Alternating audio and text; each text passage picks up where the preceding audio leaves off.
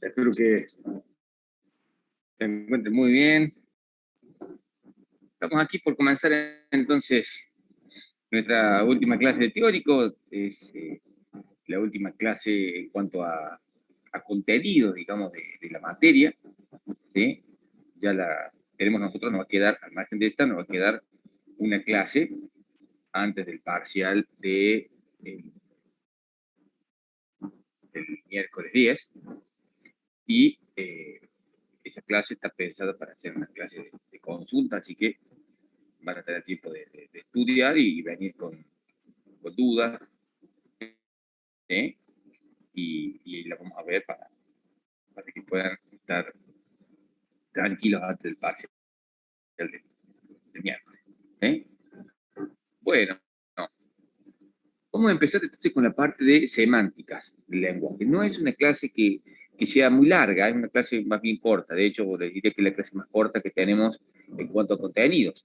¿Sí? Hay clases que son muy largas, que es la clase 3, la clase 4, la clase 7, que es la de automática pila y analizadores sintácticos, son clases muy largas. Esta clase es, digamos, es la que menos extensión tiene, así que nos va a sobrar tiempo esta clase. ¿Sí? Empiezo contándoles un poquito que lo que vamos a ver hoy es semántica de los lenguajes. ¿Sí? Eh, Esta es una parte que hace varios años no se daba siquiera en la materia. Y era curioso porque la materia se llamaba sintaxis y semántica de los lenguajes, pero no dábamos semántica. Estaba la parte semántica, apenas se nombraba, pero no se desarrollaba una unidad. Ahora sí, por eso desarrollamos una unidad un poco para compatibilizar con todas las regionales, un poco por cuestiones de acreditación. Nosotros hacemos énfasis en otros temas, en otro tipo de máquinas abstractas, que bueno, que las cuales no se están dando ahora porque tuvimos que adecuar, digamos, ¿sí? Para, eh, para cumplir y para cubrir lo que estaban requiriendo en cuanto a contenidos, ¿sí? Y esta parte semántica es interesante en el sentido de que todos los compiladores o intérpretes tienen una etapa, ¿sí? De análisis semántico, ¿bien? Ahora bien, esa, esa etapa puede estar más o menos desarrollada, más o menos desarrollada. Generalmente, los lenguajes que son compilados, hay un desarrollo mucho más grande de la parte semántica respecto a los lenguajes interpretados. Ya vamos a ir con ejemplos, ¿bien? Pero pensando en el tema de semántica, ¿sí? Primero está en, digamos, razonar acerca del significado. ¿Qué es la semántica? El significado de la palabra. Y justamente semántica se refiere al significado de un término, ¿sí? Al significado de un término. ¿Qué quiere decir? Pues la semántica es el significado de algo. Puede ser un término, una frase, ¿bien? En este caso, cuando hablamos de semántica, es sobre, eh, más que sobre un lenguaje de programación, sobre un algoritmo en particular, o sobre una instrucción determinada, o sobre una construcción determinada, ¿bien? Entonces, la etapa de análisis semántico en los compiladores va a ayudar a discernir si el significado de las expresiones es el correcto o es válido. ¿Bien? Es válido dentro de lo definido previamente en el lenguaje de programación en cuestión. ¿Bien? Entonces, para hacer esa especificación semántica en los lenguajes de programación, tenemos diferentes ramas, diferentes alternativas. ¿Bien? Una alternativa es realizar esa especificación semántica utilizando el lenguaje natural. El lenguaje natural es escrito, ¿bien? Piensen en el lenguaje natural como una descripción en forma textual, en forma de párrafos de lo que está queriendo decir, por ejemplo, un for. Imagínense eso, una construcción como el for o el if. Bueno, ¿qué quiere decir eso en términos de manipulación de memoria, por ejemplo, en un compilador? ¿Qué quiere decir eso? ¿Qué significa un for? Bien, al margen de cómo uno lo interprete. ¿Qué significa, bien, en términos de manejo de memoria? ¿Qué significa un if? Bien, ¿qué es la creación de un vector? qué es la declaración de una variable. Todas esas instrucciones tienen un significado concreto, específico y válido o no dentro de un contexto del lenguaje de programación. Entonces, ¿eso podría especificarse con el lenguaje natural? Sí, posiblemente en las primeras etapas, pero en la práctica esa rama de especificación no se toma en consideración porque es como la primera parte, digamos, de una especificación formal. Nosotros nos basamos en especificaciones formales, ¿sí? Entonces, ¿qué es una especificación formal? Es utilizando alguna herramienta de la matemática, sea de la teoría de conjunto, análisis matemático, de lógica primer orden, de máquinas abstractas, algunos basados, ¿sí?, en alguna rama de la matemática o de la computación para describir en términos concretos y sin ambigüedades el significado de, del objeto que queremos describir. ¿Bien? Entonces, dentro de las semánticas formales tenemos dos grandes ramas. Una rama se la conoce como metalenguajes y la otra gramática con atributos. La rama de metalenguajes, hay a su vez dos subramas. ¿Bien? Metalenguaje significa, es como un lenguaje más genérico que otro lenguaje, ¿sí? Es un lenguaje de lenguaje, piénsenlo de esa forma. En los metalenguajes pueden ser abordados a través de los modelos o a través de propiedades, ¿bien? Y dentro de modelos tenemos los operacionales y los denotacionales. Y en propiedades tenemos lo que son axiomáticos, algebraicos y la que es la semántica de acciones, ¿bien? Esto son nombres, por ahora son nombres, y lo que vamos a hacer es empezar a describir por lo menos tres de estas que están aquí, ¿sí? Entonces vamos a escribir la operacional, la denotacional y la axiomática. Y también vamos a describir lo que es la otra gran rama, que es la gramática con atributos. ¿Bien?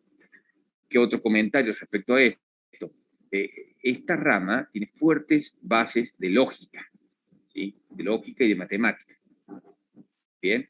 Entonces, esta rama generalmente la llevan a cabo gente de ciencia de la computación. Y esta rama está más bien orientada para gente con perfiles más de ingeniero, ¿sí? Ingeniería.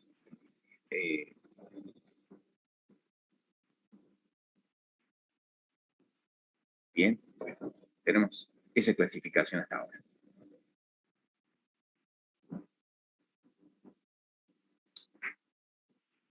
Bueno, entonces, semántica formal.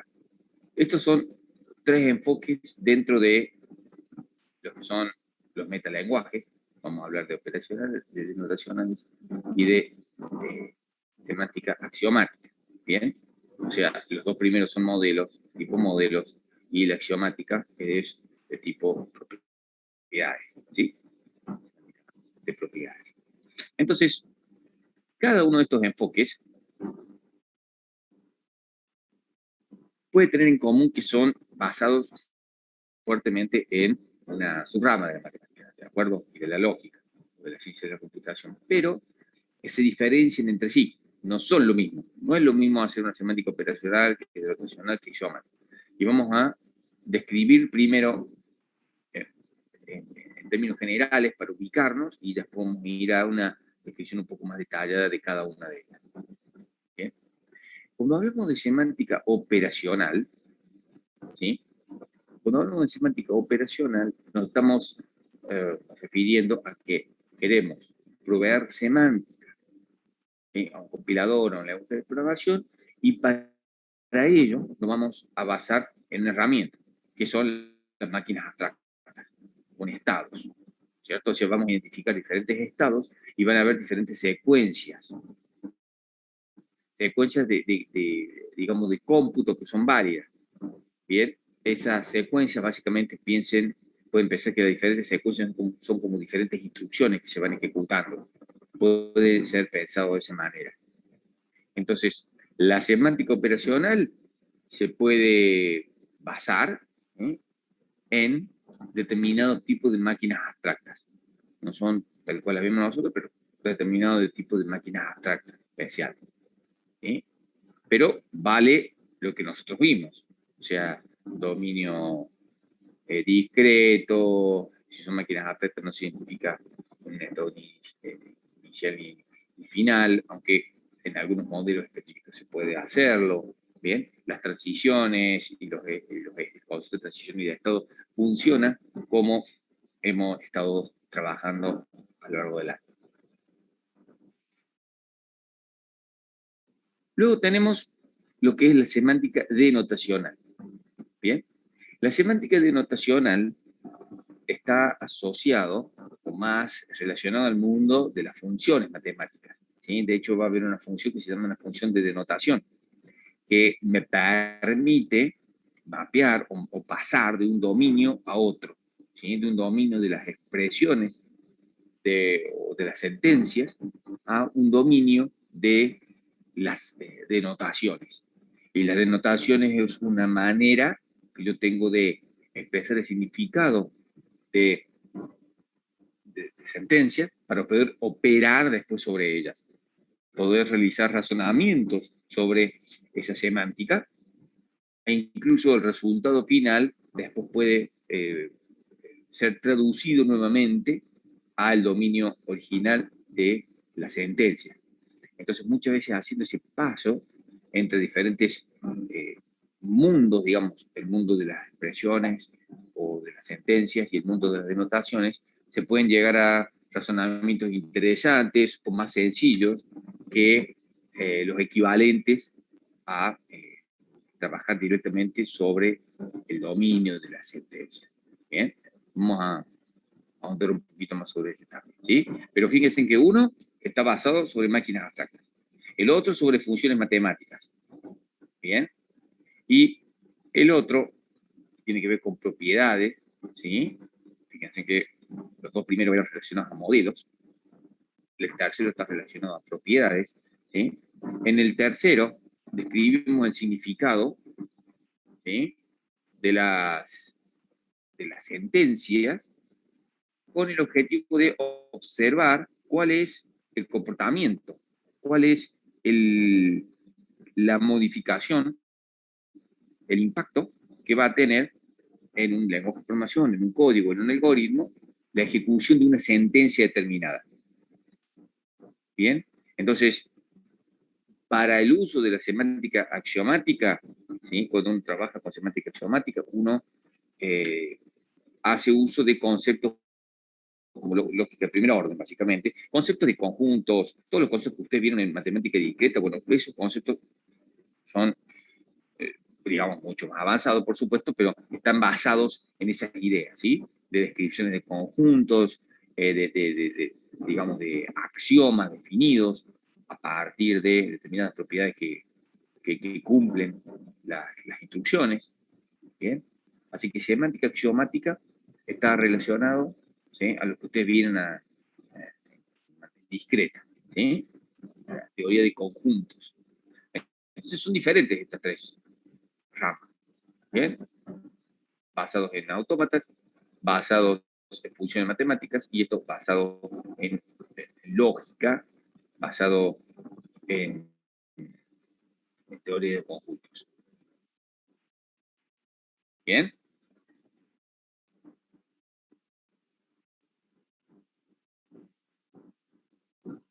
Voy observando aquí el chat, cualquier cosa me dicen. ¿Sí? ¿Estamos bien hasta acá? En términos generales, al menos donde estamos ubicados, se entiende lo que estamos queriendo hacer, ¿no? Sí, profe. Bien. Bien. Bueno, entonces, semántica operacional. ¿Sí? Déjenme hacer un comentario de esto. Primero, generalmente lo sé hacer al inicio, ¿no? Suelo hablar del impacto que tiene en el teórico y qué impacto tiene en el práctico el tema que vamos a desarrollar. Por supuesto que esta parte semántica no va a tener un impacto en el práctico. O sea, nunca van a hacer algo en el práctico, decir, calculen algo de semántica, no. Eso no tiene ningún impacto en el práctico. ¿Sí? No se trabaja en el práctico con esto. En el teórico tiene, digamos, la importancia conceptual, a nivel conceptual, porque tampoco vamos a hacer desarrollos en ninguna de esas tres ramas o cuatro ramas, ¿sí? piense usted que hay libros enteros sobre eso, ¿sí? Y puede demorar un par de años ser experto en alguna de esas cosas, ¿bien? O sea, para dar una materia cada una de estas cosas, ¿bien? Entonces, y además esto, eh, digamos, requiere la comprensión, el conocimiento más o menos pulido, acabado de el proceso completo de construcción de un compilador, y mejor si uno tiene etapas, digamos, si uno tiene experiencia en esas etapas. Así que son cosas avanzadas, si se quiere. Nosotros nos quedamos en la materia con la idea conceptual de que se desarrolla en cada una de estas. ¿Bien? Pues si alguno alguna vez en la vida se dedica a alguna de estas cosas, bueno, ahí se deberá, digamos, abordarlo, pero nuestro objetivo es que sea un objetivo de conocimiento general de esto, y por supuesto nosotros en términos conceptuales nos interesa que sepan distinguir las diferentes ramas, ¿sí? Las diferentes técnicas de semántica, de especificación semántica. ¿Bien? Bueno, entonces, volviendo a lo que estábamos, que era la semántica operacional. Bueno, la semántica operacional es, vamos a decir, uno de los más antiguos, el más antiguo, en realidad, ¿bien? Y el objetivo es describir el comportamiento observable de un programa. Ese es el objetivo que se plantea, ¿bien? ¿Y cómo describo, en términos formales, el comportamiento de un programa? Bueno, para ello me paso, además de máquinas abstractas que van a dar el soporte detrás del telón, digamos, de esta técnica, necesito, ¿sí? Porque esta técnica no es que uno está trabajando con gráficos, sino que uno necesita escribirlo a esto, siempre en términos de lógica precisa, y eso sí va a estar respaldado después por una máquina abstracta. ¿Bien? Entonces, ¿cuál es ese fundamento, digamos, que hay desde el punto de vista de la matemática, de la lógica? Son las reglas de inferencia. ¿Bien? Son las reglas de inferencia que permiten, digamos, llegar a determinados razonamientos a través de reglas de inferencia que ustedes tienen que haber visto en matemática discreta, ¿sí? En una regla de diferencia nosotros tenemos dos partes, tenemos una premisa y una conclusión. Para yo poder obtener la conclusión, las premisas tienen que ser válidas, ¿sí? O sea, tomando como válida las premisas, siempre tienen que ser válido, entonces yo acá podría llegar a una conclusión, y en realidad esta conclusión podría ser, digamos, como parte de un implica. Por ejemplo, acá tenemos, piensen en este par ordenado, ¿sí? En una instrucción, ¿y qué sería EAI? ¿Qué sería el estado del programa? ¿Y cómo podremos pensar en el estado del programa? Bueno, podemos pensar en que está todo el programa, ¿sí? Yo lo puedo representar, como, imagino, como una especie de gran vector, ¿sí? Con todas las posiciones de memoria. Imagínense eso. ¿Bien? Entonces, acá tengo todo la memoria del programa representado, y acá tengo una instrucción. Y acá tengo una premisa, o sea, cosas que son válidas para poder pasar de esta instrucción a esta instrucción. ¿Por qué tengo una instrucción? Y esta vez piensen que es la instrucción que sigue en un código de una lenguaje de programación. ¿Bien?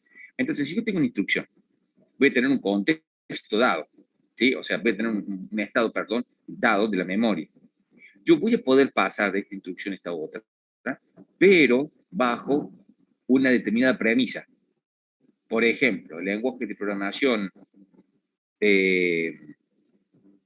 como C, yo puedo tener una variable acá, asignarle un valor, acá asignarle un valor, pero yo necesito que previamente esa variable haya sido declarada, ¿sí? O sea, que exista previamente. Eso no pasa en Python. En Python uno usa la variable y le asigna un valor y listo. Bueno, en otro lenguaje no. Uno tiene que decir, primero, voy a usar una variable A, y esa variable A va a ser de tipo entero, una declaración primero, y después, en otro instante de tiempo, uno puede decir, bueno, esa variable A que declaré entera le voy a asignar el 10.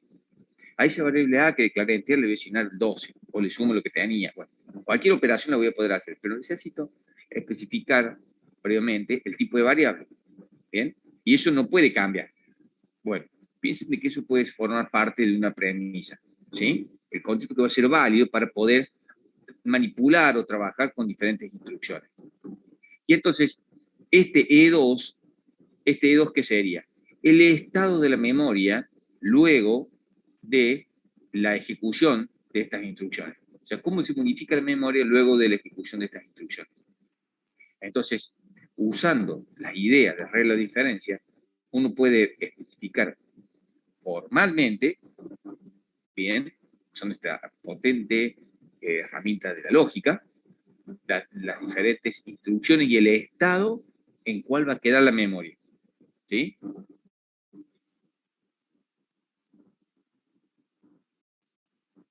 Ahora, este cambio de estado, esta transición, es la que puede ser respaldada, digamos, por una máquina abstracta por detrás. ¿Sí? Pero fíjense en que podría hacerse sin una máquina abstracta. ¿Bien?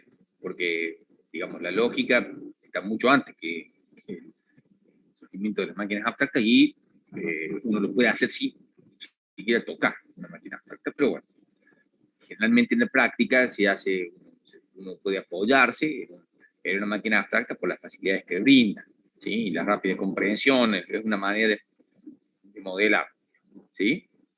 Entonces, ese modelo encaja con este que está aquí, ¿bien? Pero tiene que quedar claro que este es un enfoque fuertemente basado en lógica, digamos, específicamente, especial, en reglas de inferencia. ¿Bien?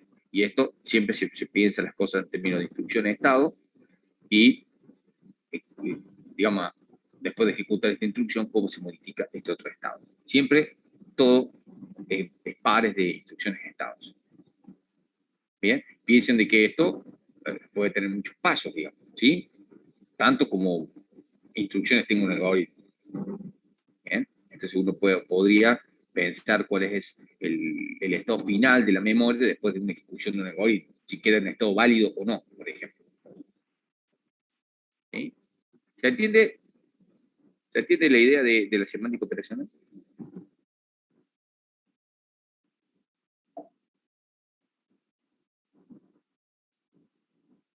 ¿Duda con esto? ¿No? Entiende, profe. Bueno, 10.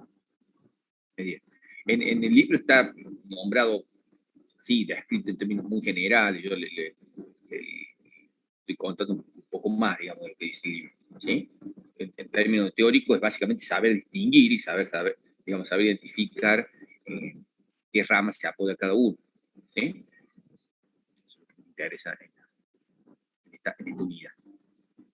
Bueno, semántica denotacional. Semántica denotacional. Bueno, cuando trabajamos con semántica denotacional, nos está importando el significado de, por supuesto, del programa, pero nos estamos basando en funciones matemáticas, en entidades matemáticas que se llaman denotaciones. ¿Sí? Entonces, la denotación es otro objeto matemático que vive en el mundo de las denotaciones, ¿sí? Y uno puede eh, traducir una determinada instrucción, una determinada sentencia a una denotación, ¿sí? A una denotación. ¿Para qué?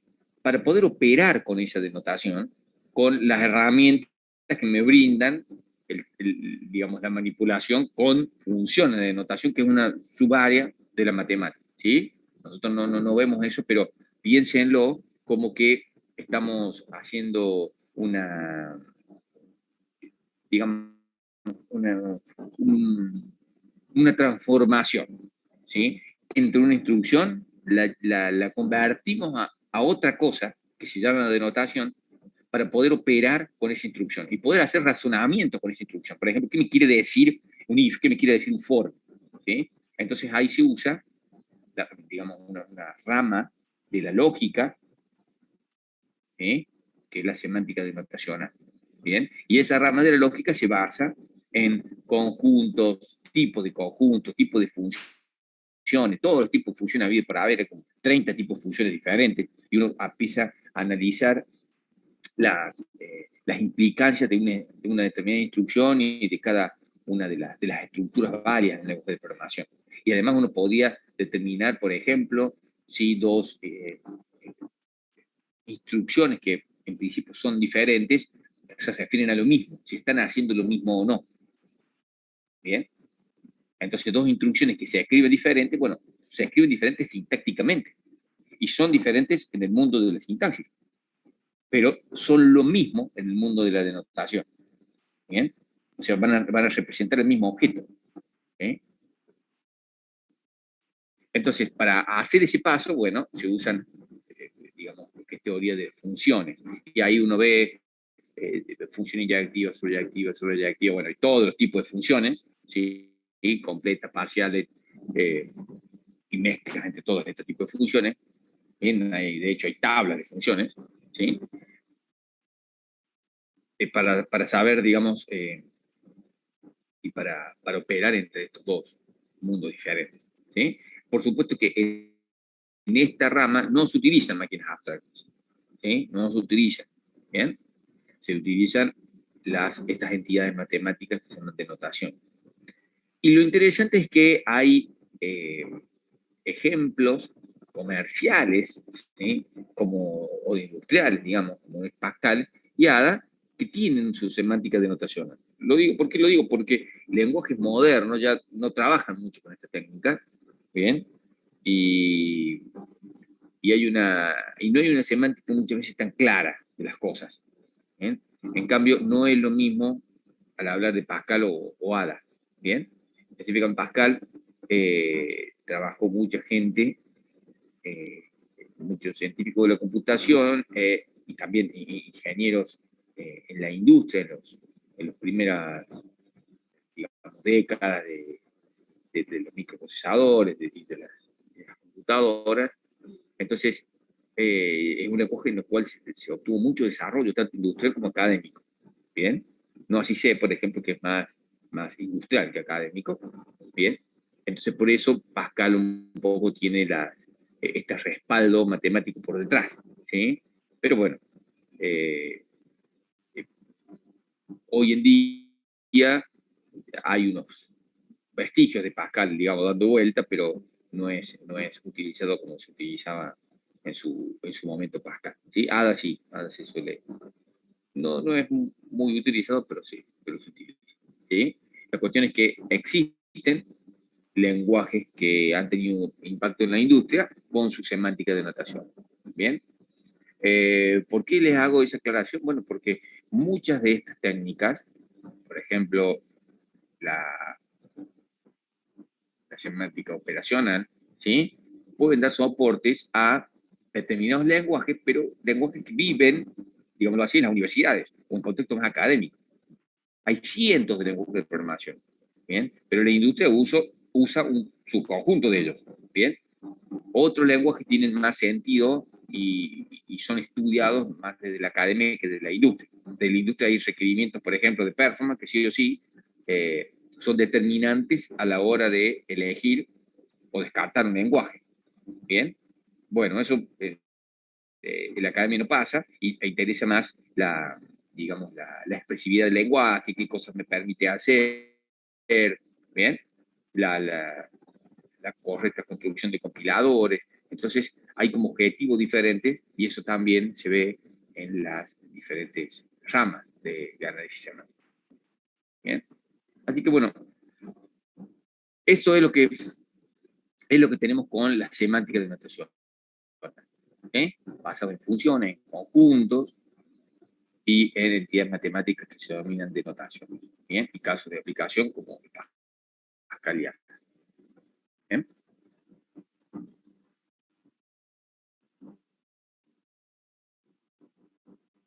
Bueno, ¿qué más tenemos? La semántica axiomática. ¿Sí?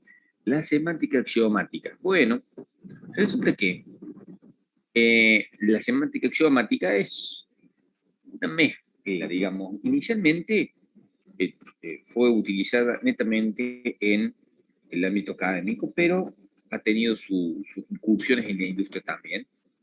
No no en la industria conocida en general por desarrolladores, pero más sí en empresas que tienen áreas de investigación. Hay empresas que hacen investigación, y bueno, esas empresas han trabajado con semántica axiomática, ¿bien?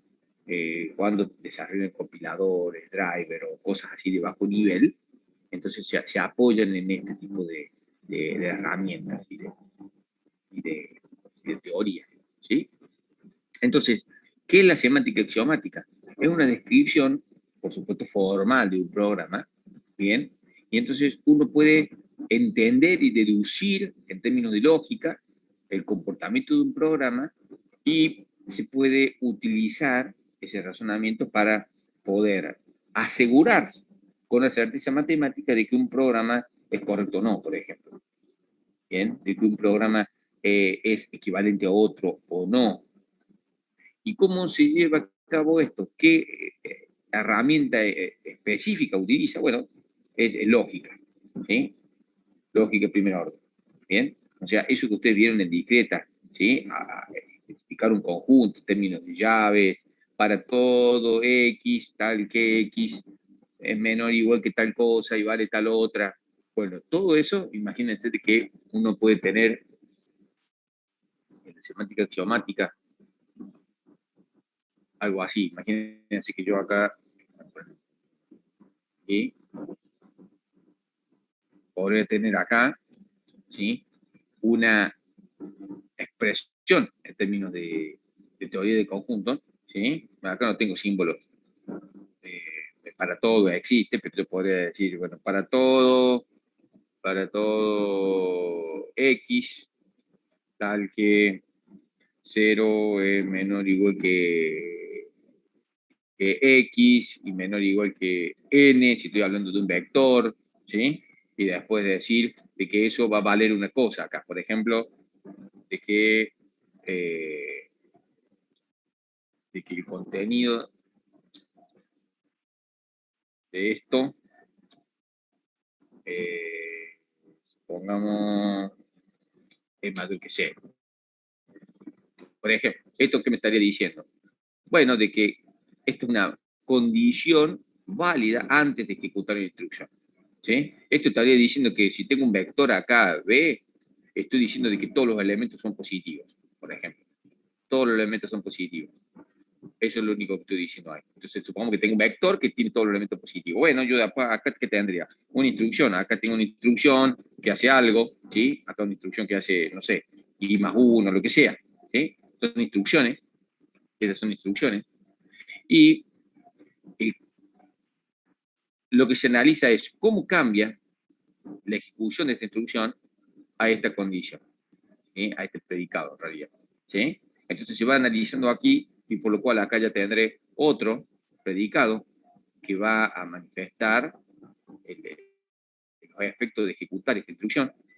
Y entonces cuando yo estoy en este, luego tendré otra instrucción I2, y esa instrucción I2, dado que esto vale más la ejecución de esta instrucción, yo voy a tener acá otra condición, ¿sí? Otra proposición, y así sucesivamente, ¿sí? Se ve otra instrucción y se hace una especie de enlaces entre eh, proposiciones, instrucciones, para llegar a, digamos, un resultado que me interese, que sea particularmente de interés al ejecutar este bloque de código, ¿sí? Por ejemplo, yo acá podría decir cómo hago para pasar todos estos números de vectores que son positivos a hacerlos negativos a todos, ¿sí? Y bueno, entonces este bloque de instrucciones podría estar multiplicando todos estos elementos iniciales por -1, de tal forma de que valga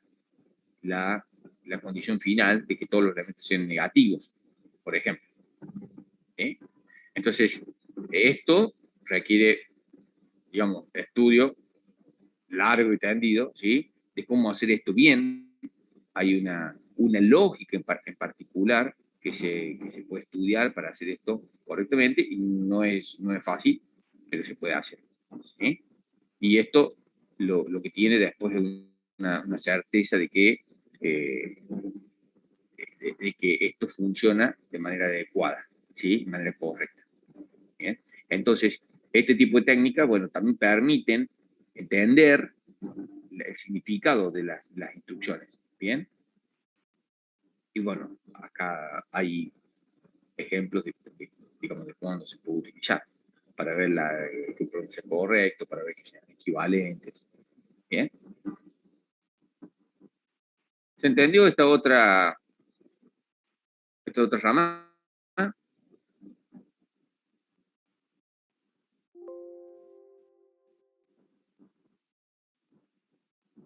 ¿Estamos bien?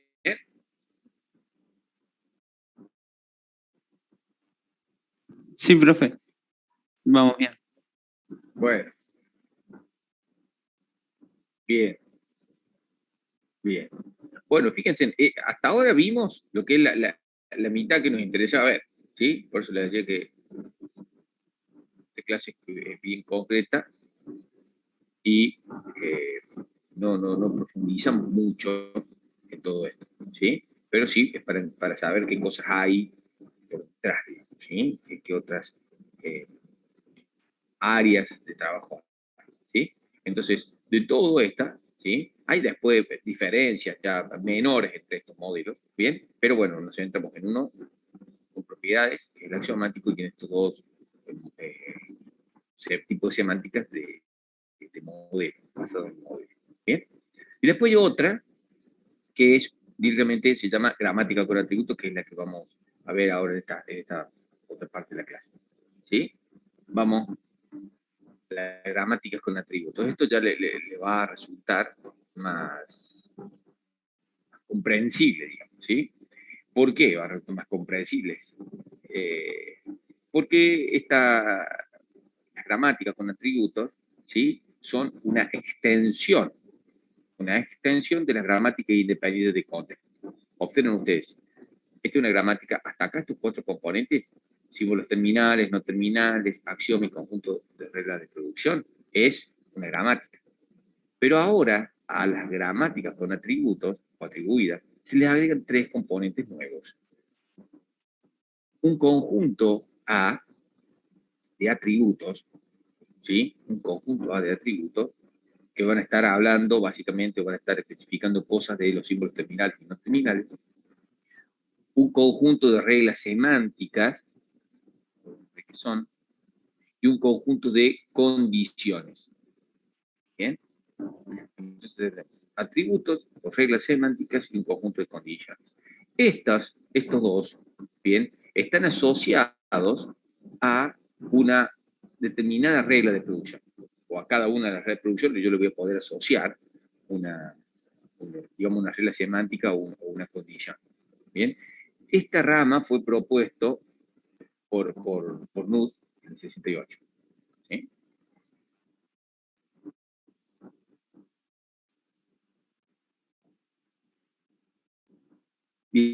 Bien. Entonces, la gramática con atributos. Bien. Eh, si X, supongo que X es un símbolo que sea terminal o no terminal, entonces yo voy a poder decir, por ejemplo, un determinado símbolo y después poner punto el tipo y punto el valor, para poder representar el valor de ese, de ese, de ese símbolo. Bien, entonces imagínense que tenemos, eh, esto lo vamos a indicar con un ejemplo, ¿no? Imagínense que tenemos acá una, una instrucción. A ver, vamos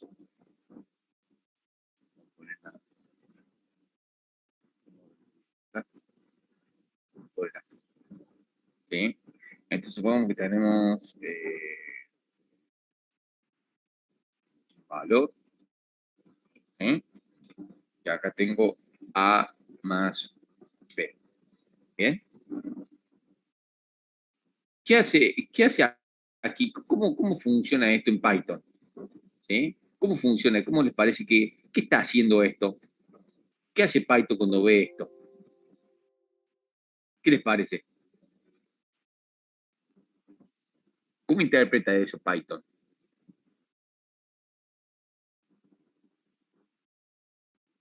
pensando en Python, que es el lenguaje que ustedes conocen. Cuando usted tiene una declaración así, ¿qué interpreta Python? ¿Cómo procede para hacer esa operación?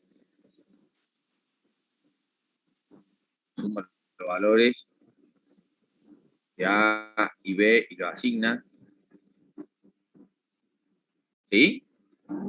¿Todos dirían lo mismo?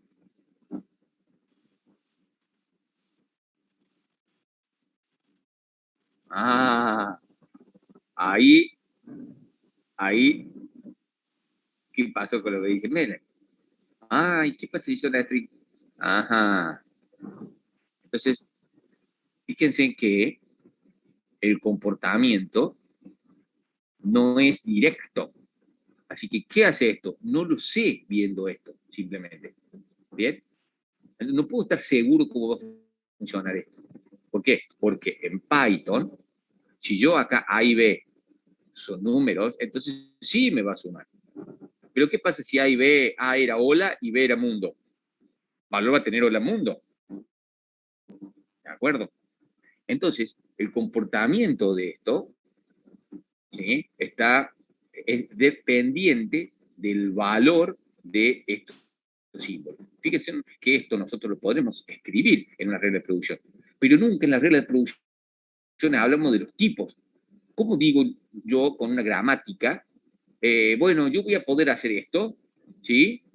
Pero solamente cuando el tipo sea de tipo entero, o cuando sean numéricos, o cuando el valor de esto sea positivo, o cuando el valor esté entre 0 y 10.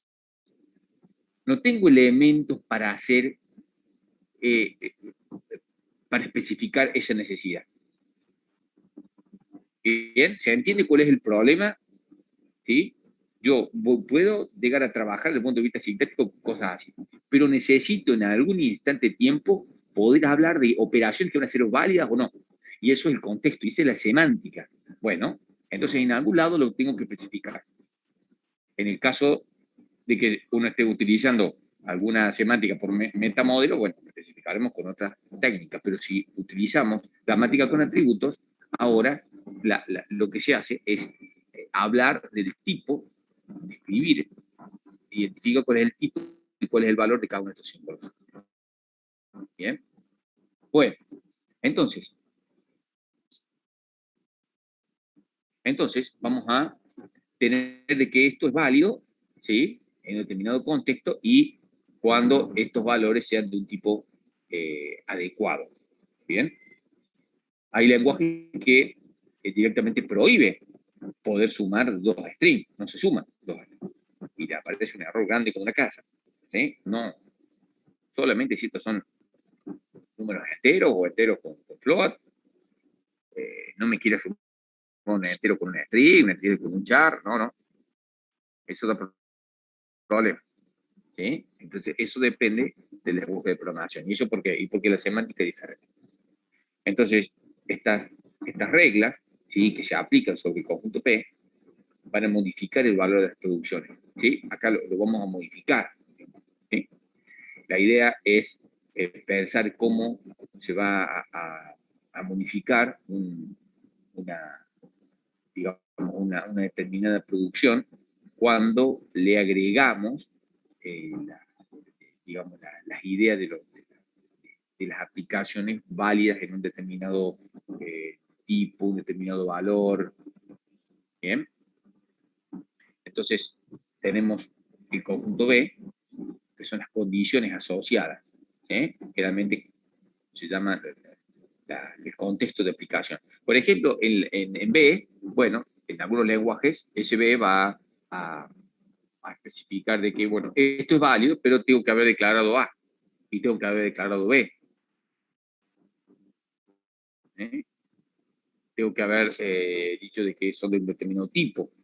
Bien, todo eso es lo que se hace con las gramáticas con atributos. Bien, le había dicho que yo que sé, esto en C++ no es válido, si son string, hay funciones para hacer eso. En Python sí. Bien, Python sí, sí es válido. Bien. Lo mismo cuando trabajan con el operador. Por ejemplo, si yo hago esto, ¿eh?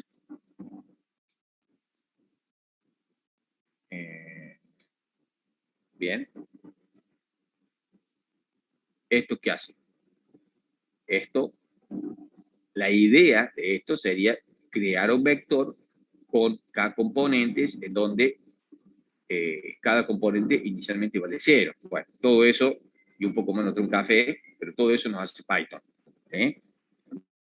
Muy expresivo, no tenemos que hacer mucho para decir esto. ¿Bien? La cuestión es que esto funciona si K es un número. Porque si K es una string, esto no funciona. ¿De acuerdo?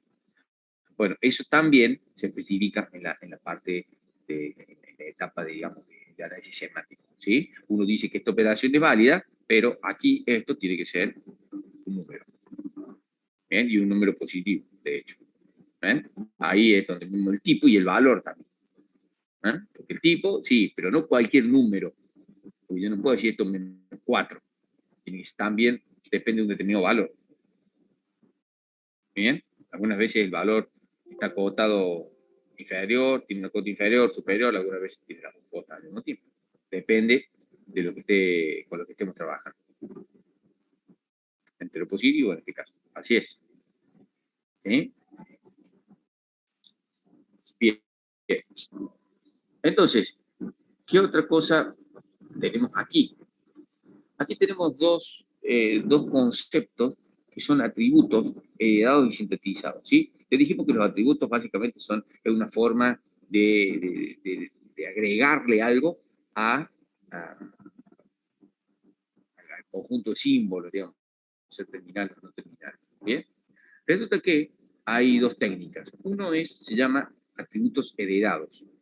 ¿En qué se basa la idea de atributos heredados? Imagínense que yo tengo un grafo acá, de análisis sintáctico, ¿bien? Y para simplificar tengo estos dos. ¿Sí? Este es un pequeño grafo el árbol de derivación sintáctica. ¿Sí? Bueno, entonces,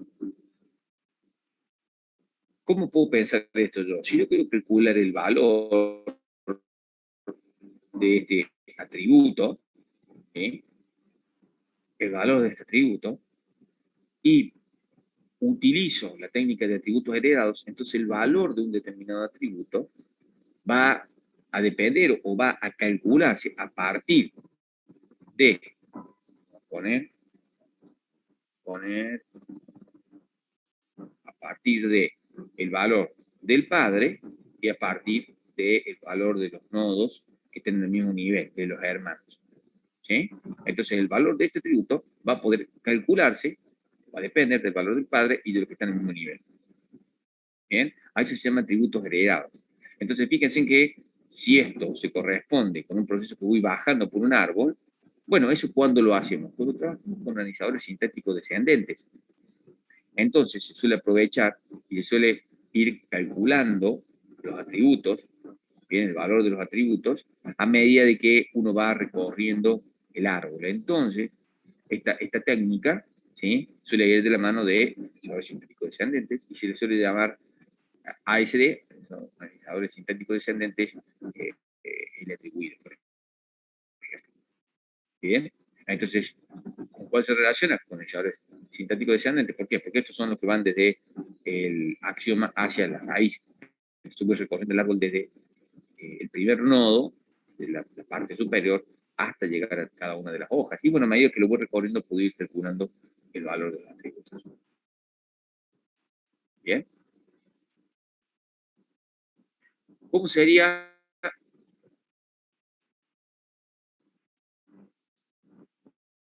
la otra alternativa? Sería a partir de atributos sintetizados. ¿Cómo sería a partir de atributos sintetizados? Entonces, el valor de un atributo, supongamos que quiero calcular el valor de este atributo ahora. El valor de este atributo lo voy a poder calcular en función del valor de los atributos de los hijos. Bien, entonces quiero calcular el valor de este, bueno, calculo previamente el valor de estos dos, y yo recién obtengo el valor de que está acá arriba. Ah, bueno, pero esto se parece al proceso, voy desde las hojas y voy subiendo hasta llegar a la raíz. ¿Y cuando hacemos eso? Y cuando hacemos un análisis sintáctico ascendente. ¿Sí? Nosotros vimos el analizador sintáctico ascendente y es el proceso que realiza. Entonces suelen ir de la mano de los analizadores sintácticos ascendentes. Por eso se suelen utilizar y decir que son analizadores sintácticos ascendentes. Cuando trabajan con esta técnica en la parte semántica, se dicen S atribuido. ¿Sí?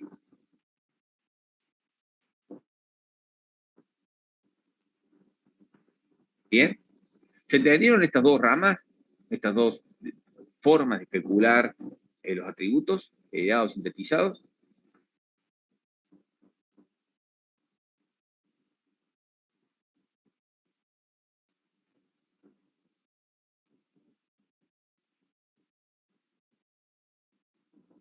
La anterior es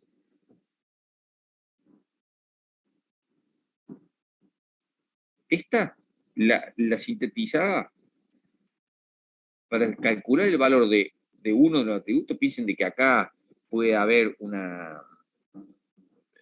valor de un símbolo determinado. ¿Bien? Y eso va a depender de los nodos anteriores. Entonces, si yo sé el valor de estos, puedo calcular el valor del que está arriba. ¿Sí? Eso estamos hablando de potencial, que se puede hacer. Nosotros no vamos a hacer eso, pero en construcción de compiladores sí se realiza. ¿Sí? Es una forma de decir, bueno, si tengo que calcular, tengo que determinar cuál es el valor de un atributo, y si ya estoy utilizando un analizador sintáctico ascendente y va de abajo para arriba el recorrido, entonces, bueno, puedo basarme en esa idea e ir calculando el valor de que está arriba. Y el otro es muy similar.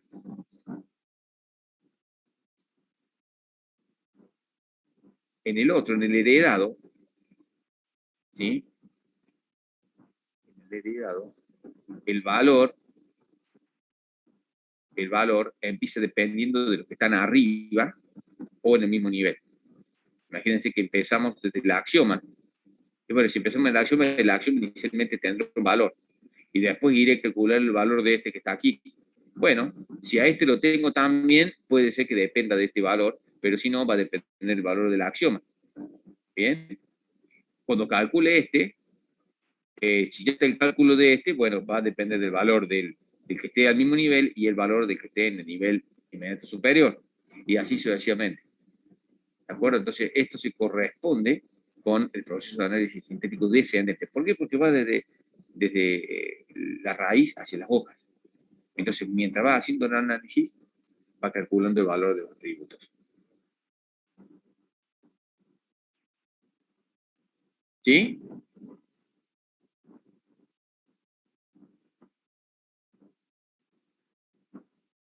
¿Eh?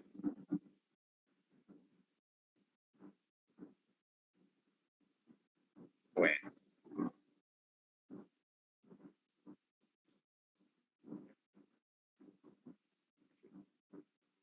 bien. Y esta es la última parte.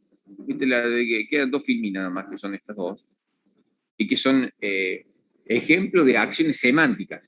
¿Sí? Y ya con esto terminamos, por eso le decía que era una clase más bien corta. Miren, estas son tipo de cosas que uno puede hacer cuando uno está en la etapa final del proceso de compilación. ¿Sí? Cuando estamos hablando ya de que ya hicimos todo el análisis léxico, sintáctico, bueno, en el semántico. ¿Qué tipo de cosas se pueden hacer o es responsabilidad de la parte de análisis semántico? ¿Sí? Entonces, todo lo que es sentencias de declaración, ¿bien? Eh, sentencia de declaración, en Python ustedes no lo vieron, pero eh, tuvieron paradigma de programación, algunos deben haber tenido ya paradigma de programación. En paradigma de programación, la primera semana trabaja con C, ¿de acuerdo? ¿sí? Entonces, esa primera semana habrán estado experimentando con un lenguaje que es compilado. Y recordarán de que es un lenguaje que si uno no le declaró la variable y no dijo el tipo, el lenguaje se queja. ¿Sí? Yo no puedo agarrar y decir directamente, bueno, A igual a 10. No. Primero tengo que venir aquí. Esto.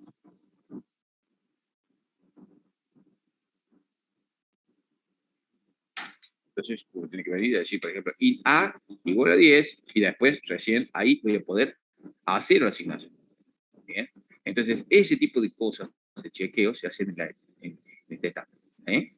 ¿Y qué va pasando? Cuando el compilador lee esto, determina si, imagínense, lee A igual a 10, bueno, se fija si antes estaba declarado. ¿Y qué hace? Entonces, cuando empieza arriba para abajo, todas las declaraciones las va a poner en una tabla de símbolos. ¿Bien?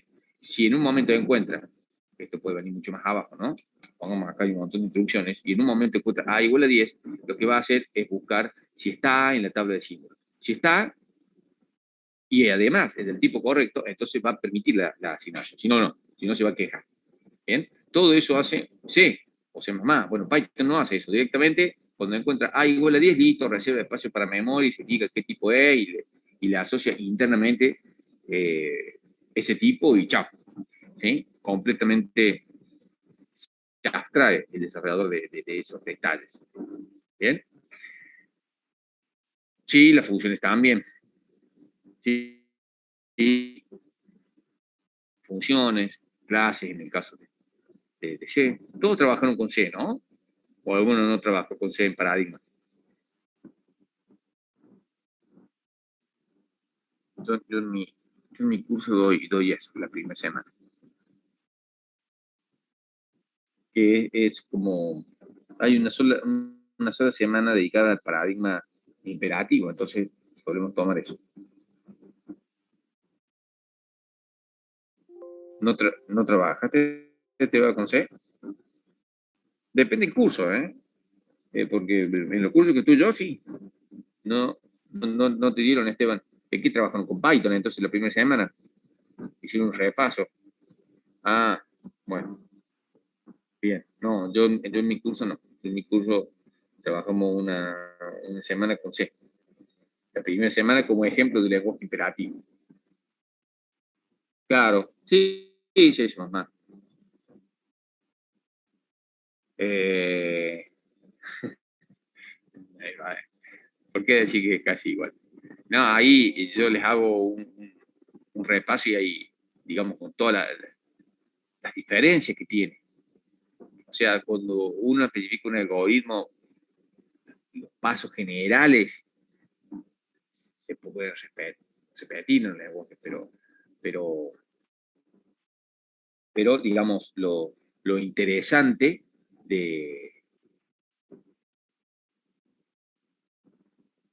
lo interesante de C++ y toda la gestión de memoria, y todo eso que ni se menciona en el lenguaje de alto nivel como Python, ¿sí? Que tiene toda asignación dinámica de memoria, ¿sí? Con un recolector de basura. Bueno, eso no tiene el lenguaje como C++. Hay que hacer todo a mano.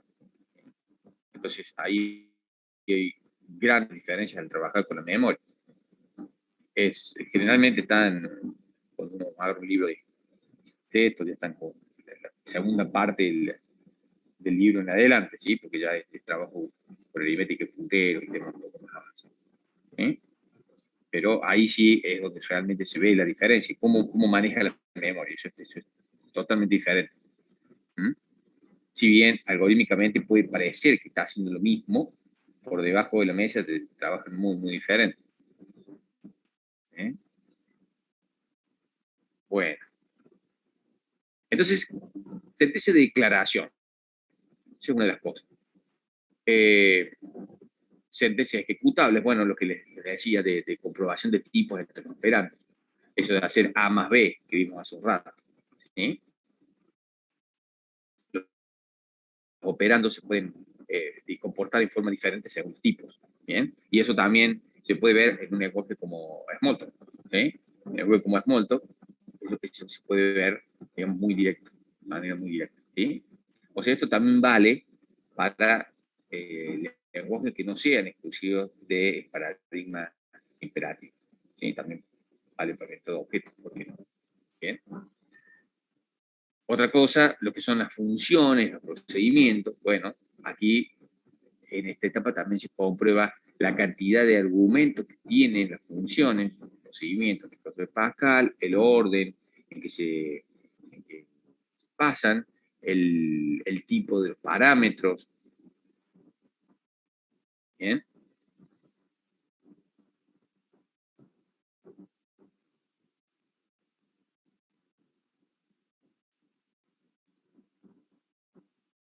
¿Bien? Em,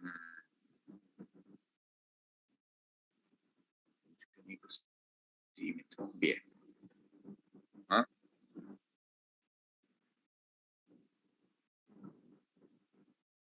Y esto es lo último. ¿Qué otra cosa? La identificación de las variables.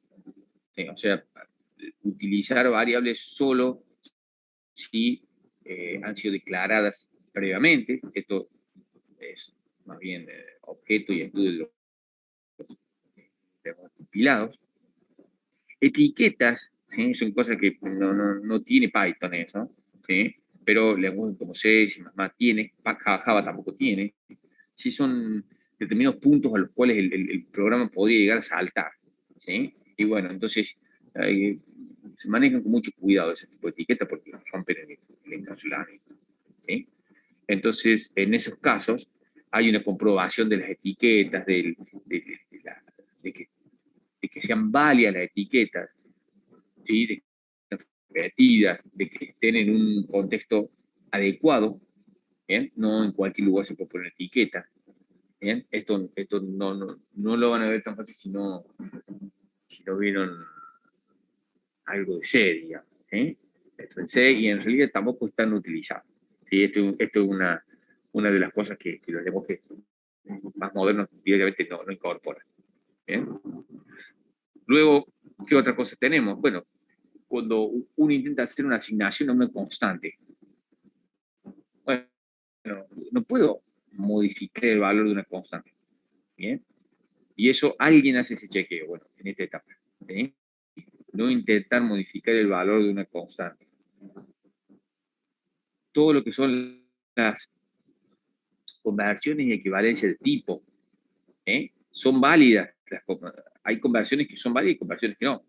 ¿Sí? Si yo tengo, vamos a poner esto, ¿sí? Si tengo, por ejemplo, lo pongo acá,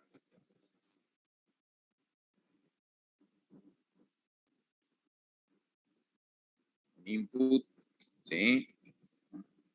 Y yo le digo que es un valor, entonces ustedes han trabajado y han dicho, bueno,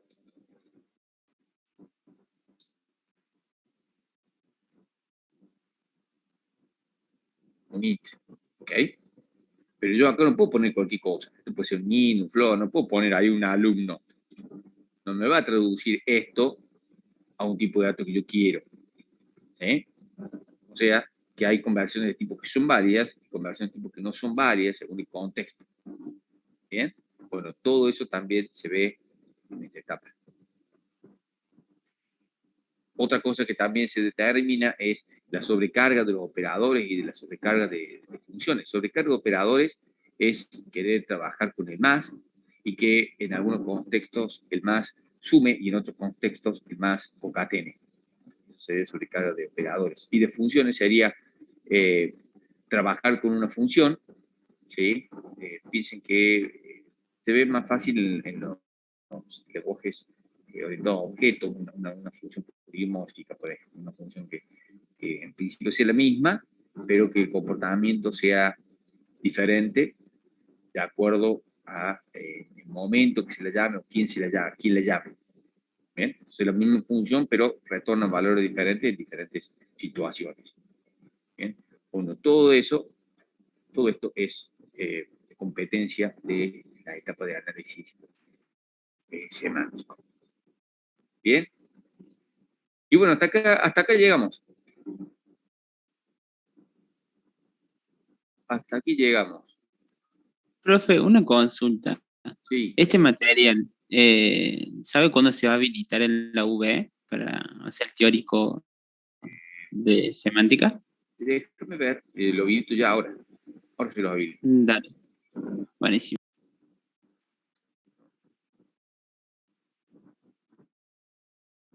¿Sí?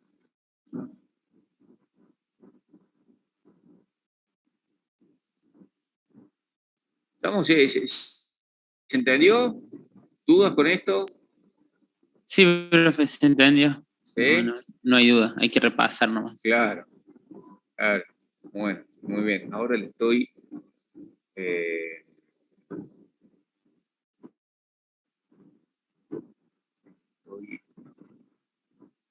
claro, está el material, pero... A ver, déjame ver.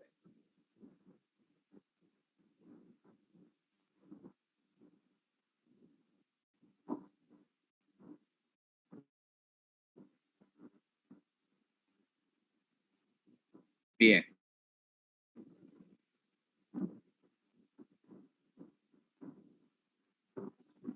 Listo, profe, ahí quedó habilitado. Ahí quedó. Regio. Regio. ¿Sí? Ahí quedó. Quedó todo. Bien.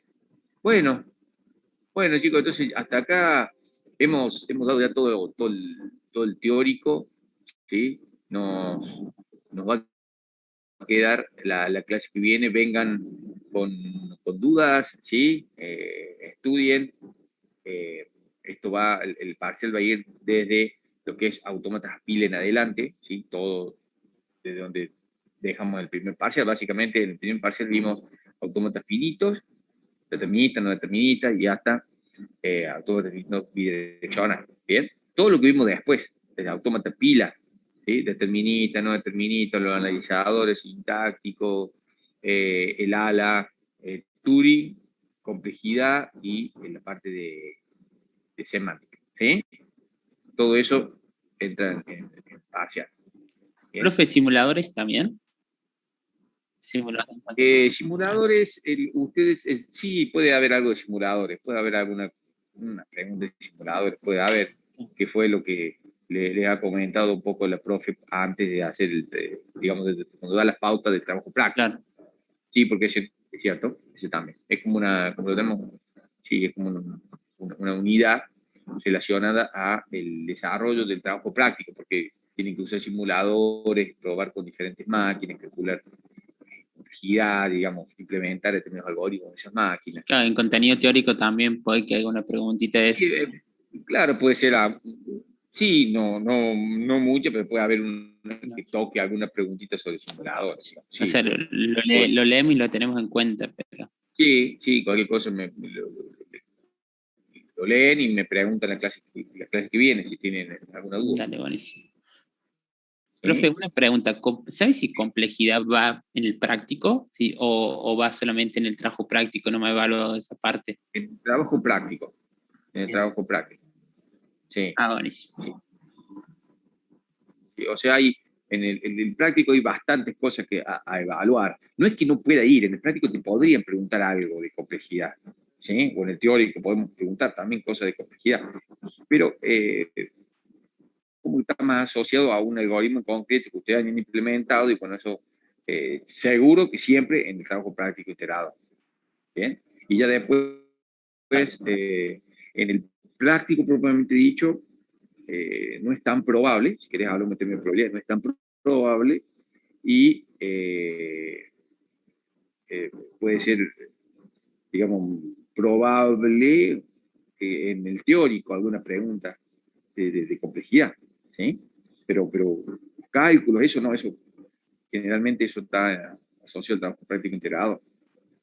Buenísimo. Listo, profe. Sí, Sí, Tomás, están todos menos esta clase, ahora la subo en un ratito. Ay, me hace una pregunta, Esteban. Sí, va a ser similar al parcial anterior, así, una estructura muy parecida. No está terminado, pero va a ser una estructura muy parecida. ¿Sí? Igual que el parcial, que el primer parcial. O sea, todos a la misma hora, van a haber 2 o 3 preguntas a desarrollar, no más, y el resto así, múltiple opción. Sí, nosotros, en el horario del práctico, nosotros, el 2K10 disputan el horario de clase. ¿Sí? Eh, Esteban, ¿cómo me estás pidiendo? Lo que ocurre, Esteban, es que el certificado se te genera cuando vos asististe al parcial. Eh, eh,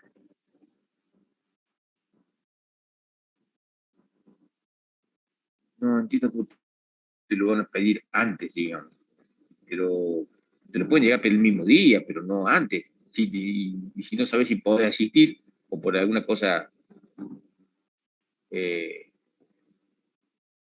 no sé quién te dijo eso ahí en tu laburo, pero eso no se maneja así. Eso generalmente vos vas y después pedir el certificado. No te pueden dar un certificado por una cosa que todavía no pasó, ¿entendés? Además, eso también tiene, digamos, implicancias legales, eso, ¿entendés? O sea, vos por ley tenés, eh, digamos, estás amparado de poder, eh, digamos, presentarte a exámenes, por ejemplo. ¿Bien?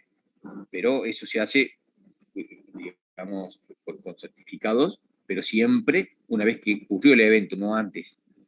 Ahí, profe, ¿Eh? yo hice también un certificado para otra materia y también, digamos, en el trabajo me pedían un certificado de que ese día no iba a poder presentarme porque tenía que rendir un examen. Y la idea es, como usted dijo, le dije, pero miren, o sea, si yo pido el día y no voy a rendir y me tomo el día como de vacaciones, o sea, el certificado tiene que ser después.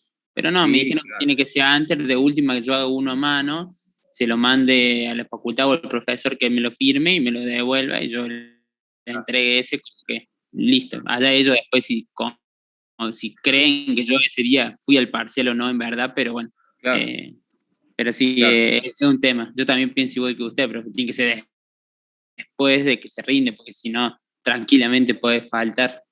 No, claro. Eso me imagino que puede ser una cuestión interna, de decir, bueno, tengo una solicitud formal interna, pero sin validez legal. ¿Sí? Y de decir, bueno, Claro. como tengo una solicitud interna, bueno, esta persona no va a estar este día, bueno, entonces vos venís, cubrí acá, y digamos, una cuestión interna. Puede ser una cuestión interna, eh, pero digamos, no va a tener Más más peso. validez que Claro, esa. sí, exactamente. Ujú. Claro. Eh, eh, lo que pasa es que no te lo puedo firmar ahí, Esteban, por lo que te estoy comentando. ¿Entendés? Es que yo estoy en la misma, yo no puedo agarrar y hacer un certificado por algo que va a pasar. Vos sabés que podés hacer y que es tu constancia, agarrar y hacer una impresión del parcial agendado en la UB. Es una constancia tuya y una constancia legal tuya. ¿Sí? Eso te tiene que aceptar en la empresa. ¿Entendés? Vos agarrás con tu usuario, entrar y le haces una impresión y estas son las fechas, están registradas en el sistema. Eso tiene una validez, eh, formal, ¿me entiendes? Entonces, con eso le tiene que sobrar, ¿me explico? Incluso es más valioso que lo que yo pueda hacer, digamos, a mano, porque imagínate que eso no tendría validez y, y está mal que lo haga yo a mano, ¿me entendés? Vos haces eso y seguro que te lo van a tomar a eso como correcto, porque si eso, como te digo, tiene que ser una cuestión de planificación interna. Y bueno, pero eso ya le sirve, porque vos ya estás mostrando de ese parcial o de todo lo que vayas a tener, no sé, eso manejalo vos. Y ya con eso, y yo después te firmo el otro, el del día del parcial, que ese sí hace falta, porque ya hay después cuestiones económicas, digamos, para que no te descuenten y que esté cubierto el día. ¿Entendés? Fíjate vos que si yo te hago una cosa así en mano, sí o sí te va a hacer falta lo otro, eso no va a tener validez. ¿Sí? Y otra cosa, se lo pueden enviar a cualquier profe. Si cualquiera de los profes les puede firmar. ¿Sí? Puede ser Juan, puede ser Brenda, puede ser cualquiera de los tres. Vale, cualquiera de los tres profes del curso puede firmar el certificado. ¿Sí? Así que, bueno, eso es como para que lo sepan en esta materia y en cualquier materia. ¿Sí? Bueno, sí, pero estate tranquilo, tío, no pasa nada. Yo con eso, mostrarles eso y ya, y nada, claro. Bueno, chicos, bueno, después nos está quedando entonces la clase que viene para consulta, ¿sí? Les recomiendo eso, que vayan, que lean, no dejen las cosas a último momento. Sé que hay un montón de parciales y todo en esta época, bueno, ya falta poco. Estamos en noviembre, Sí, no queda ¿sí? nada. Ya en los super empiezan a vender los pan dulces, ¿sí? Ya empiezan a poner, claro, turrones, pan dulces, entonces ya estamos llegando a fin de año. Por lo menos lloramos con un pan dulce al lado. Sí. A mí un montón de parciales, sí, sí, se juntan, es así, sí. Nos vamos metiendo de la virtualidad.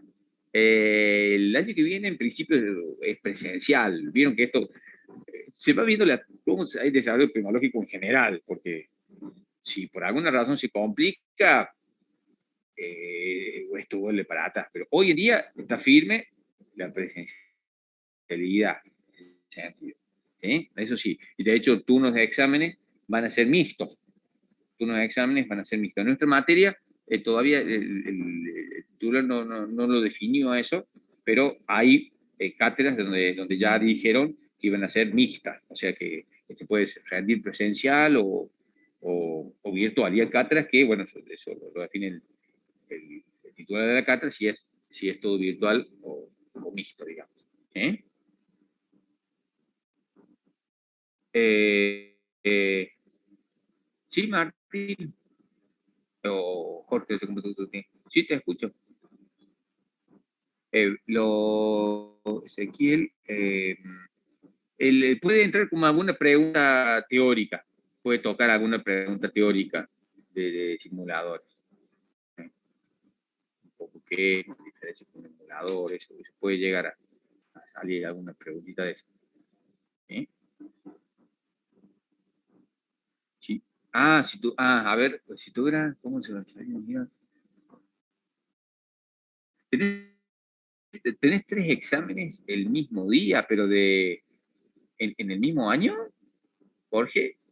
Porque, pero, pero del mismo año los tres parciales. Ah, claro, porque eso está puesto justamente para que no pase eso. Para que no pase eso. Si tenés parciales de diferentes, claro, si tenés cosas de diferentes años, eh,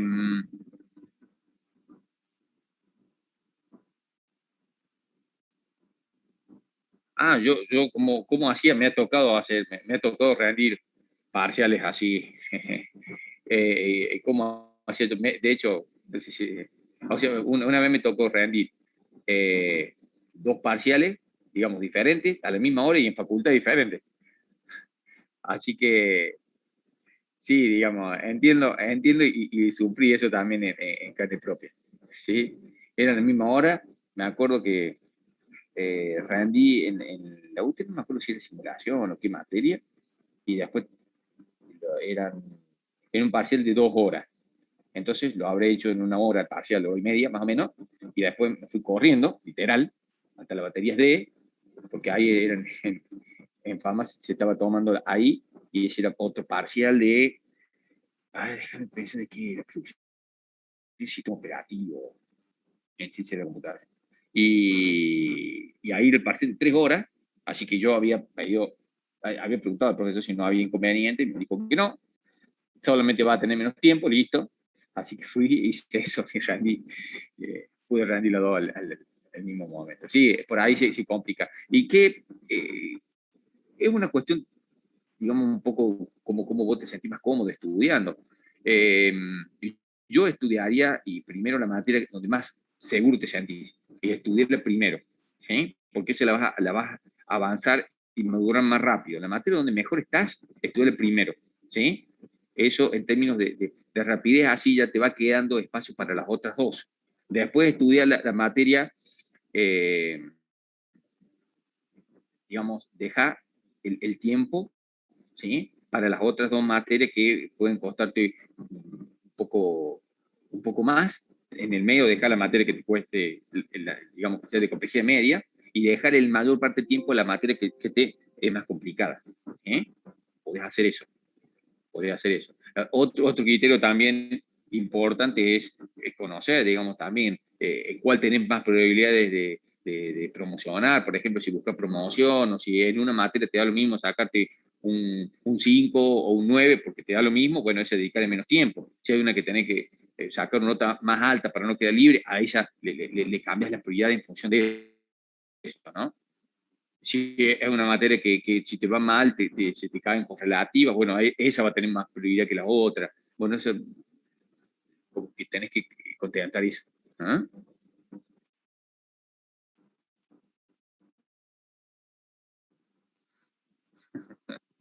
Ah, sí, si lo probé, sí. Sí, sí, sí, sí, sí, sí. Eh,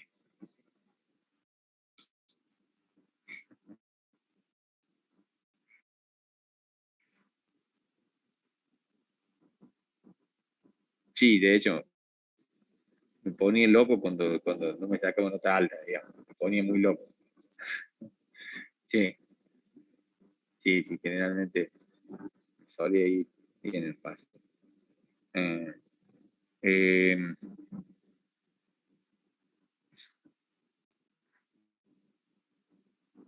cada físico uno, pero no puede.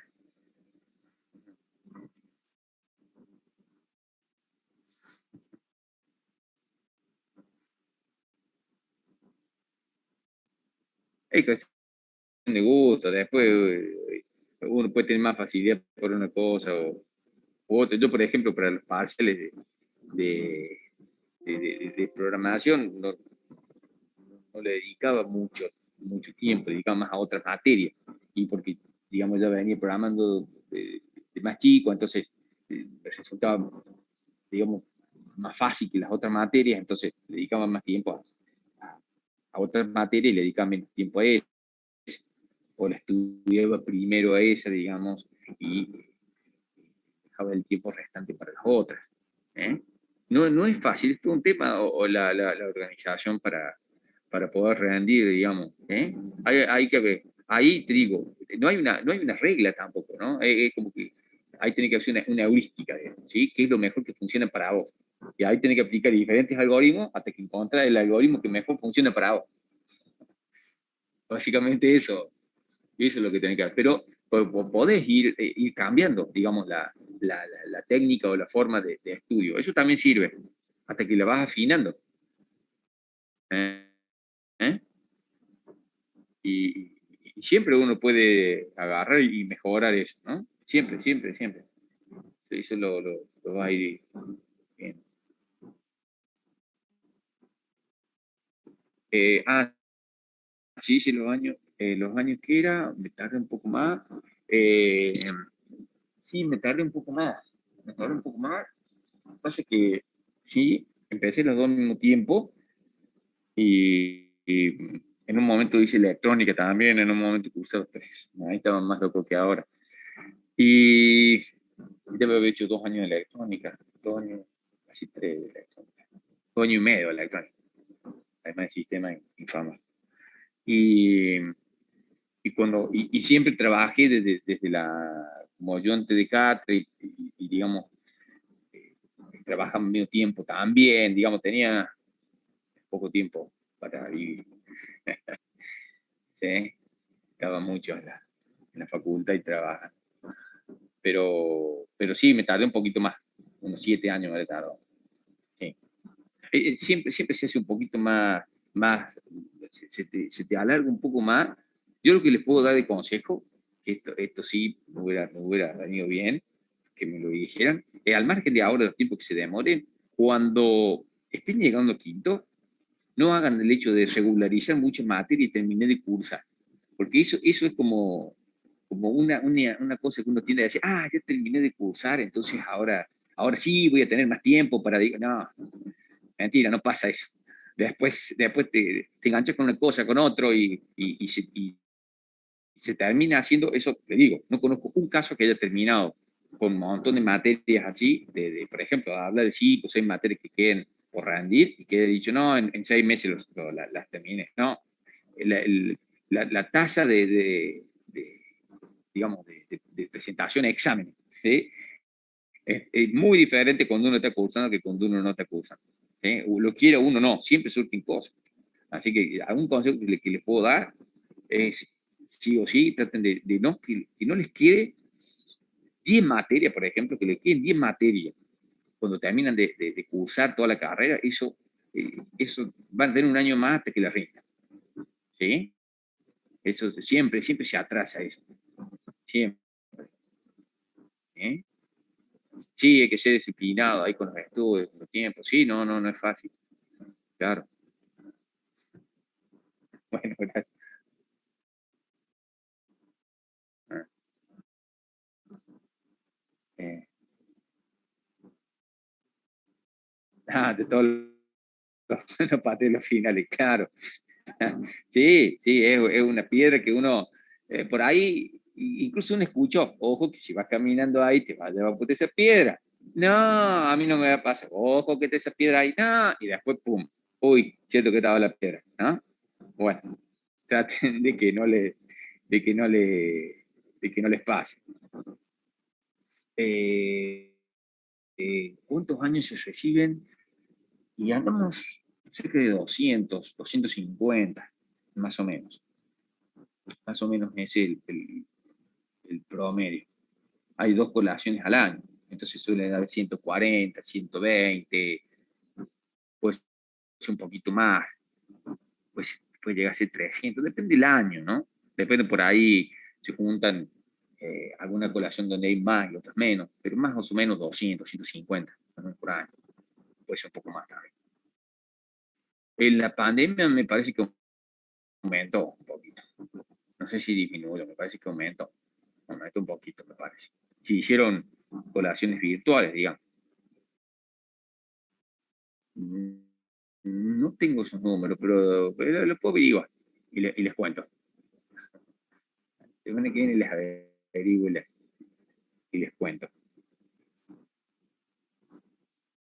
En tercero no. No, estoy en primero y eh, en paradigmas y en algoritmos.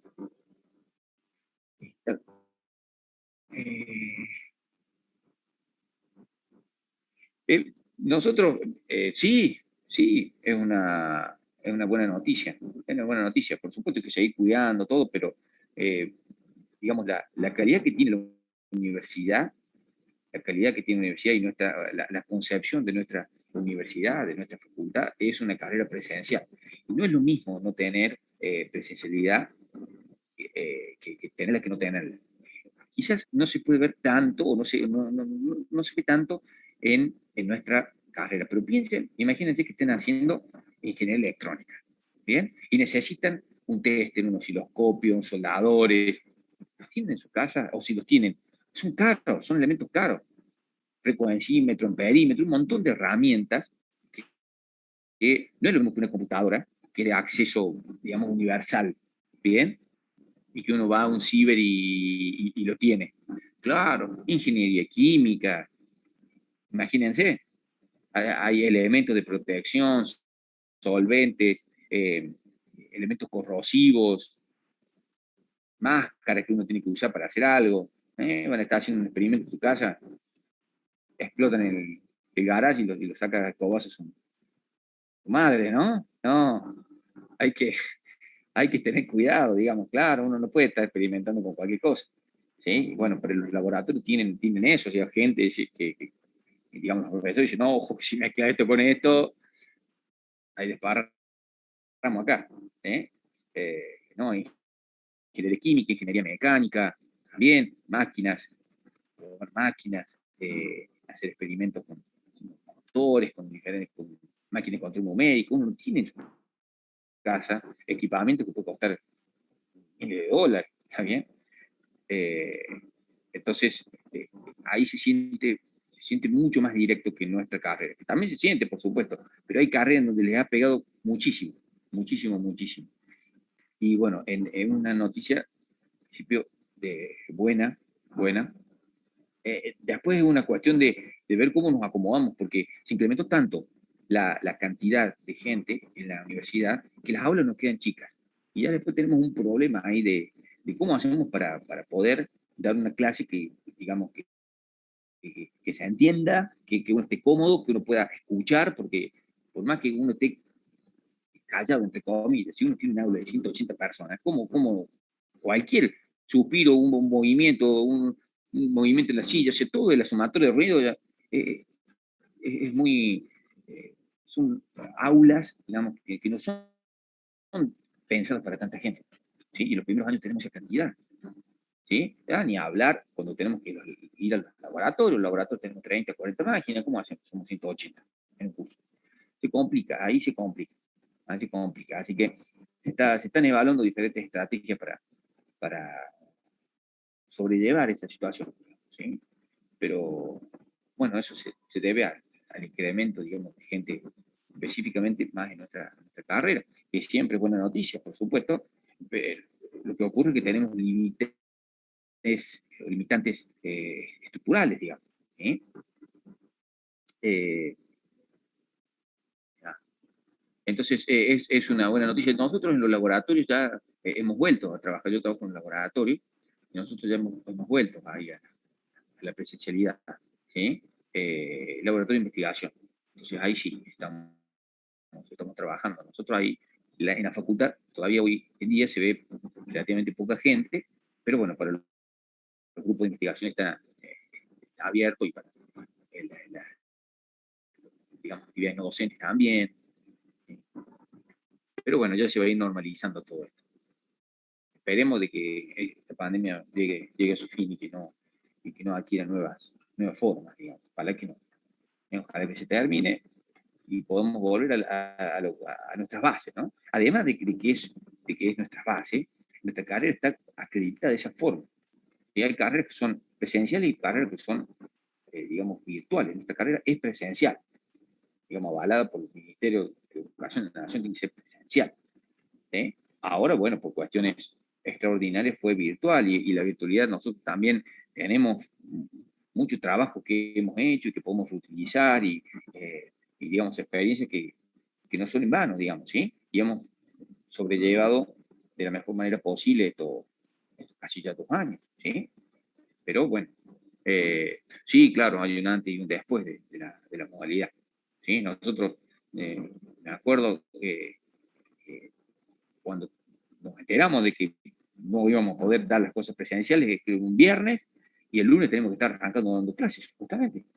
Así que fue ese fin de semana, recuerdo que fue de estudio de diferentes herramientas, probar, reuniones con profesores los fines de semana, los domingos, o sea, eh, y por supuesto durante toda esa semana para poder afinar todo lo que es el uso de la herramienta, configuraciones, un montón de cuestiones que ahora tenemos nuestra herramienta. Nosotros estamos teniendo un Zoom, digamos que tiene una licencia, pero son herramientas que generalmente son pagas, ¿sí? Muchas veces nosotros poniendo de nuestro bolsillo para tener una herramienta con la cual poder comunicarnos, ¿sí? O sea que Fue todo un tema, fue todo un tema. Después la universidad, por supuesto, nos dio las herramientas, pero todo nos agarró todo así desprevenido, ¿no? Y nosotros veníamos usando ya las aulas virtuales, eso por supuesto, pero pasar de una modalidad todo virtual fue un cambio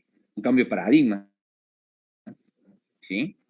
Y bueno, por supuesto, de todo se aprende, ¿sí? De todo se aprende. Yo tengo 20 años de profe en la facultad, y 21, ¿sí? Y yo empecé cuando era, yo empecé contando cuando empecé como ayudante, digamos. Eh, eh, y esto sí fue una experiencia nueva, novedosa. Sí, sí. El Google Meet, sí, lo usé, no, pero, sí, para organizar reuniones una vez y un par de veces eh, para asistir a reuniones, ¿sí? Sí, el Google Meet, Jitsi también, y bueno, Zoom es lo que más utilizado.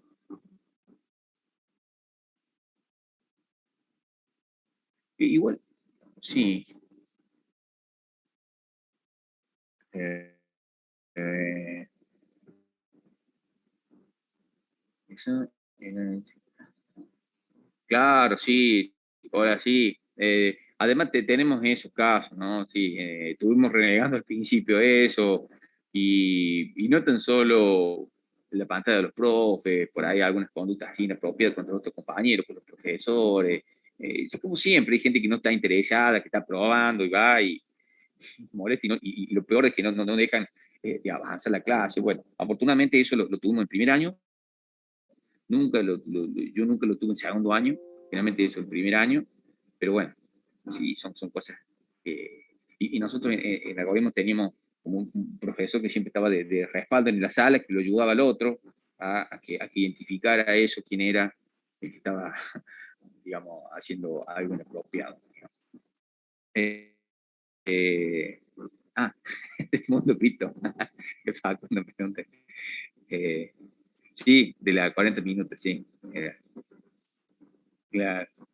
Eh, opinión, es todo un tema eso, es todo un tema, está para hablar mucho eso, tenés de todo ahí.